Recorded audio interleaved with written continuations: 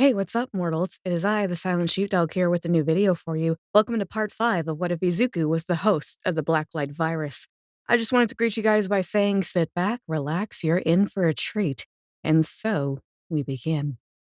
The shuttle bus arrived at its destination after an eventful delay. Finally, the unforeseen situation joint was just a few feet away as the doors opened. The newly invigorated heroes in training stepped out, their determination apparent on their faces. Though in contrast to the group, both Midoriya and Bakugo held rather stoic semblances, specifically the blonde, as he kept his eyes transfixed on the greenette. Walking up the steps of the massive stadium, the teens awed at the structure that rivaled that of the largest sports auditoriums. The ebony-haired instructor began entering the structure, the feeling of imminent danger and anxiousness beginning to swell within him. While nothing seemed out of place, there was a certain eerie feeling in the depths of his gut that grew worse as they neared the main hall of the USJ. When the double doors opened, the man's eyes widened in horror as a woman in a tattered spacesuit was being held by her throat by a massive bird-like monstrosity. Terrifyingly, the woman's arms seemed to have disintegrated to the point that what was left were torn sleeves and exposed bone protruding from it. The student's eyes widened in shock as the white-haired woman's neck suddenly snapped under the grip of the beast with the exposed brain. The sound of her spine crushing under pressure echoed throughout the room, which made the heroes in training grow pale from the sudden execution before them. Children, I need you all to run out of here as fast as you can and call for backup. This is not a drill. They just killed a pro hero. Before the teens could escape, however, a cloud of black fog blocked their path. Just as they realized that they were trapped, a man dressed in fine garb with a body that resembled black and purple mist around them approached. Another man with many hands decorating his person also approached them slowly, though this man seemed rather psychotic in contrast to the well-mannered shadow man. Good afternoon. Allow us to introduce ourselves. We are the League of Villains, and we've arrived to kill the symbol of peace. Was he not supposed to arrive with you, Class 1A? Questioned the shadow man to the annoyance of Aizawa, who was already in combat stance, ready for any sudden movements. The hulking beast behind them dropped the lifeless corpse of the woman as if she was mere garbage before hovering over its apparent master. No matter.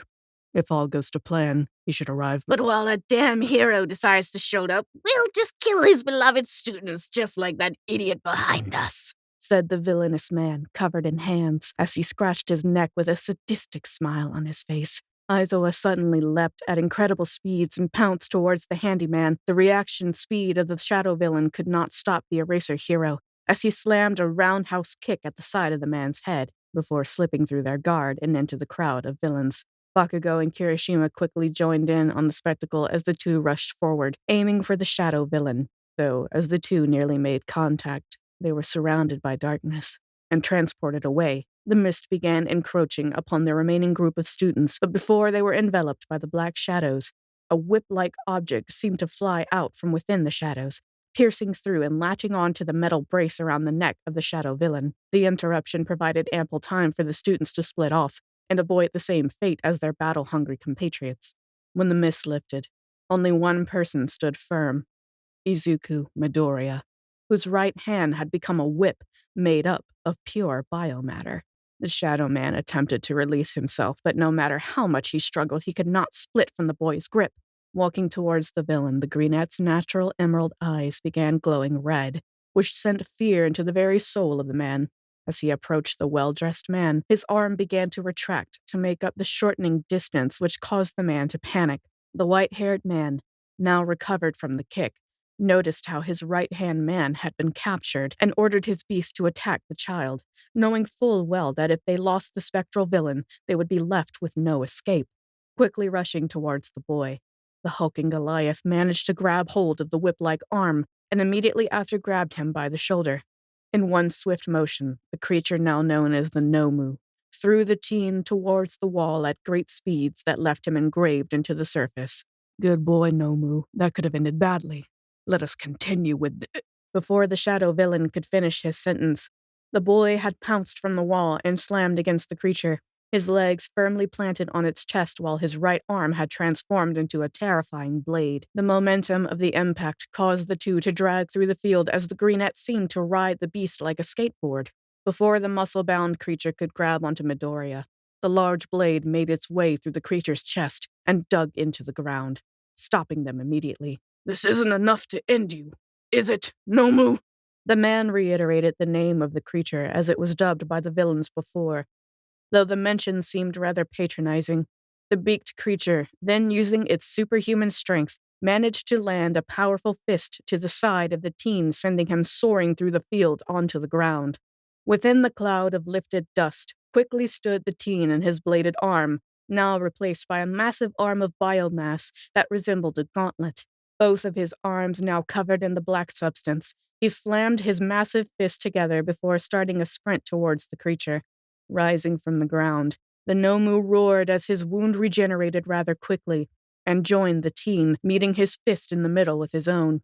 The two exchanged barrages of fists that seemed to produce small sonic booms throughout. The teens watched in shock as the stranger that had joined their group earlier in the day challenged a creature that seemed mighty enough to battle All Might himself. "Damn it, Nomu! Stop messing around and kill that brat!" Screamed the white-haired man from across the battlefield, though it seemed that the odds were continuing to stack against him, as the doors to the USJ were dramatically destroyed by a mighty punch that dispersed the shadows blocking the door and sent the doors flying into the sky. Entering the stage was a muscle-bound man in a yellow suit that had a large smile on his face, but that grin turned into a face of anger once he noticed the gravity of the situation. "Fear not, for I am here! Sorry for the delay." After stating his catchphrase, the hero flexed his large muscles and tore through his suit jacket and ripped his tie from his neck before locking eyes on the giant purple creature fighting a child. Seeing the urgency of the large threat, All Might made a mighty leap towards the creature, landing a devastating punch that sent it flying back. "I'll take it from here, young man. Regroup with the others." Midoriya nodded as he sprinted towards the other students that had been surrounded by dozens of villains. In the distance, Bakugo and Kirishima fought back waves of villains that had been planted by the shadow villain. The large explosions from the Ashen Blonde could be seen from across the stadium, which granted Aizawa some semblance of calm in the ensuing chaos, demonstrating that they were still in fighting form. While Midoriya had been fighting the Nomu, Kurogiri managed to separate the members of Class 1A to dissipate their forces and hopefully distract the Symbol of Peace, who was currently fighting a juggernaut that proved more than a rival to his might. In addition, the remaining students that were not transported away grouped together in a circle as a cluster of villains began encroaching on their position. Using his engines, Ida began dashing through the villains, breaking their formations, with an opening being created. Sero used his tape quirk to smack many villains against each other while Sato was in his sugar rush mode and was charging through the waves of villains. The remaining students fought off the low-class villains that continued to rise like ants, but it was clear that even with the little training under their belts, the students were formidable. In contrast to the active and combative students, the purple-haired brainwasher stood with his hands in his pockets, while several villains seemed to fight each other for no apparent reason. "Oh, come on, guys! No need to fight for little old me," taunted the teen, all while Aizawa's attention was taken by the dozens of individuals that seemed to continue to appear in unending droves. His eraser quirk was in use at all times, keeping him at a safe distance from the dangers present, though the constant use was causing his vision to blur more and more as time went on. His capture scarf was being used to full effect, making him resemble a one-man army. But sadly, due to the sheer number of combatants, he would remain separated from his dear students. The mist villain seemed to revel in the chaos as he watched over the battle with the teens, all while his white-haired companions seemed to be getting more and more irritated by the second, shouting obscenities toward his monstrous Nomu with grave instructions in tow, caused the beast to ramp up its offense against the Symbol of Peace.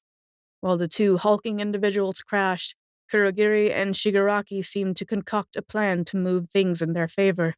Two portals opened, one by the handy villain, while another opened behind the blonde hero.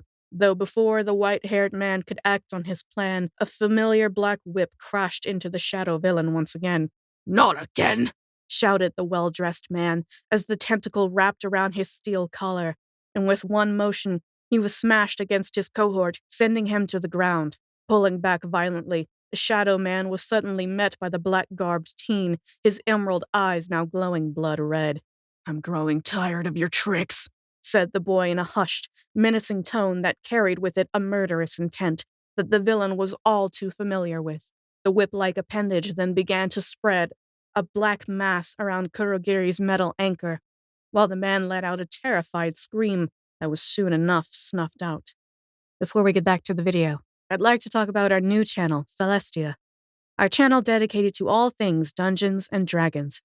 Currently, we have a series breaking down the different spells in D&D, and soon we'll be starting some new series as well. So, if you're a fan of D&D, or if you have an interest in learning about it, check it out. Additionally, if there's something you've always wanted to see made into a video, head over there and leave a comment mentioning it.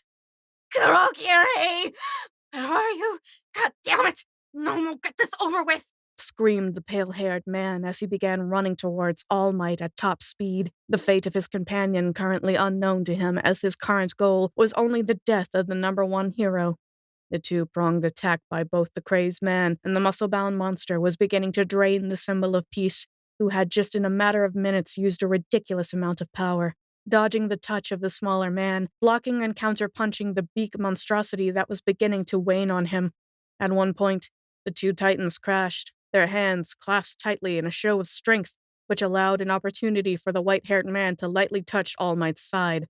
In a second, the shirt around his abdominal region turned to ash, and his side began to decay. Luckily, a quick movement allowed the blonde to use the Nomu as a battering ram, smacking the man away. Falling to his knees, All Might clutched his stomach, writhing in unspeakable pain. While blood began to trickle between his fingers, the man grit his teeth as he attempted to recover some of his stamina, while his opponents were somewhat down. "The little bastard got me. He opened up my wound." His train of thought was then interrupted, as from the dust, the Nomu walked towards the injured hero. Alongside the beast was the angered psychopath, whose face was now revealed, the hand that hid his identity now on the ground. His dry, pale skin showed a level of violence and animosity that rivaled that of any villain he had encountered in the past. Before the two villains could make a further move against the pro, from the distance, once again pounced the greenette. His boots made direct contact against the chest of the beaked demon, his knees bending as in one swift motion he crouched, and using his bladed arms to shove the beast back with unbelievable power and sever both of the creature's arms. The Nomu was sent soaring back as its blood sprayed around the area, its large arms crashing into the ground while its body slammed against the wall of the complex. The white-haired man's eyes widened at the violence that had just unfolded. Seeing the thick blood dripping from the organic blades caused him to gulp audibly. The creature had been created to be unstoppable, to kill the strongest hero, but this boy was able to injure his precious Nomu so easily. Shaking his head, the man began to laugh maniacally once he noticed that his ace was still at play. "You stupid brat! Think it's gonna be that easy?" In a flash, the hulking beast was now seconds away from grabbing hold of the greenette, dashing through the distance traveled in just mere moments, though something unexpected had transpired, as when the creature reached the boy, it was immediately impaled by the boy's bladed arms. The white-haired man believed this action to be exactly as the ones prior, but to his horror, the Nomu was no longer moving. Lifting the creature by its frozen body, a black mass began to extend from his blades and began enveloping the entire monster. Suddenly, the creature seemed to shrink in size, being absorbed into the black matter, until he was completely consumed by the boy. An alert to run screamed in the head of Shigaraki as his breath became heavy, and his heart began to beat violently. Without thinking, the man began to run in the opposite direction towards the direction where his misty companion had previously been. From seemingly nowhere, Eraserhead approached the weakened symbol, as steam was beginning to rise from his back. Looking back, shadow portals began to open through the stadium, and the villains began escaping in drones. "I think we managed to scare him off. You all right, All Might?" asked the obviously exhausted Aizawa, his eyes bloodshot from the continued use of his quirk. The symbol of peace attempted to reassure his fellow educator, but the bleeding on his side clearly told a different story. From the distance, The various student groups began converging around the weakened hero, though from amongst the students, Bakugo seemed erratic and worried, which was rather uncharacteristic. "Oi, where the hell is Deku?" asked the ashen blonde, which caught the attention of his teachers, but garnered more questions than answers. The confusion in their faces and of his fellow students just brought forth more ire. "Midoriya! Where the hell is Midoriya?" After clarifying whom the blonde was referring to, the crowd reacted with synchronized ohs. The two teachers looked at one another and began scanning the area, but to their displeasure, the boy was nowhere in sight. The villains that managed to escape suddenly found themselves in a darkly lit bar, one which was tinged with the smell of iron. Taking deep breaths, Shigaraki approached the back, slamming his fist against the counter. The other villains around the white-haired man began to take steps back, trying to avoid the fury of the Man of Decay. "Damn it! Damn it! Damn it! I had him! I fucking had him! Kurogiri! Who the hell was that stupid brat? How did he manage to take out my Nomu?" The man slammed his palms against the counter, which immediately turned to ash in front of everyone, though this was followed by silence as the man called Kurogiri was nowhere to be seen or heard. The lights above began to flicker, which made the already paranoid and enraged man turn back to the source of the interruptions. "Who the hell is playing with the lights?" The surrounding villains seemed scared as they avoided direct contact with the man who was growing more and more irritated. Before he could utter another word, the shadow villain seemed to appear during one of the flashes of light, but when they flickered once more, it was replaced by a green-haired boy whose head was tilted downwards, his emerald hair covering his face. "Wait! Who the hell are you? Where's Kurogiri?" Replying to the question, the boy lifted his head as his eyes glowed a demonic red, with a chilling smile resting on his face. The villain's eyes widened as he took a slight step back, a sense of fear overwhelming him. "No! That's impossible! How the—" Being cut off mid-sentence, the lights turned off permanently as a small crowd of villains attempted to leave the blackened building, but were met by locked doors and shuttered windows. The dark room was filled by screams and cries, as an endless slaughter and feast of biomatter proceeded in the all-consuming darkness. Thank you all for sticking around, and I hope that you enjoyed it. Before you leave, we would just like to let you know that We the Celestials has many other channels for your entertainment and viewing purposes. All the information you'll need is right here below in the description, so feel free to check out all the other incredible projects that our team creates. Secondly, on behalf of We the Celestials, I'd like to thank everyone involved in the production of today's awesome content. Their details will be in the description below. That's all for today's video. So goodbye, and have a divine day.